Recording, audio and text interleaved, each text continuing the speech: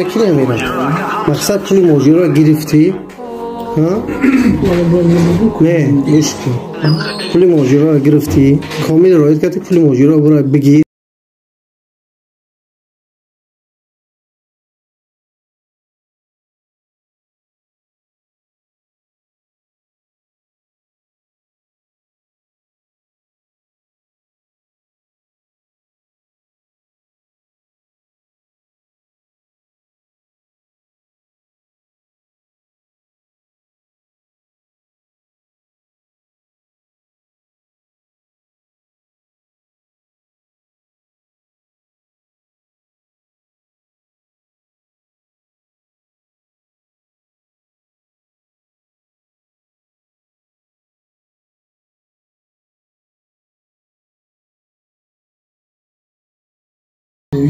باز هم چند قیقی داشتک ما گرفتیم.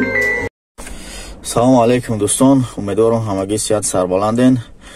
نوار دیدین که یک حرامخوره شیرای نر قپیدن، سومی بچه ها را، سومی مهاجر را گرفته میگردد، بر نمیگردونه. غیر از اون با دیگر حجت دیگر چیزا هم در دستش بدسته. خب خیلی با خواستی خدا و با تلاشش شیر بچه ها به دست افتاده است. خیلی شنیدین خطان دوستان، با کدام خاطر نوار رماندم که روان کردن که یک حرامخوره قفیدن، یک حرامخور دیگر همون نوار میکردیم. خاطر رسان کردنیم که مقصد که دور نمی رود این حرامخوری یک روز در قب میغلطن و همه خیلی جزاشون میبینن.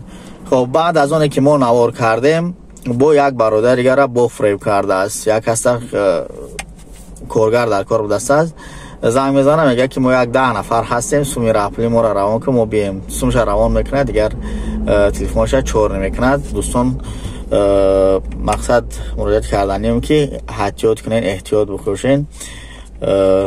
برادران مقصد که نمیدونم باورش کرده است، اقلا ویدیو زواناکش هم نکرده یک ببینش. همه حرامخور همه آوازه، ولی من میگذارم غیر از این پشت همه حرامخور یک کسی که با زنگ زد میگه که برآورده شان شرف یک کس شما پس میزنید با یک حرامخور دیگه خدا میدوند امرای هوای اوش هم نصیب باشد در نوارهای آینده میگذارم.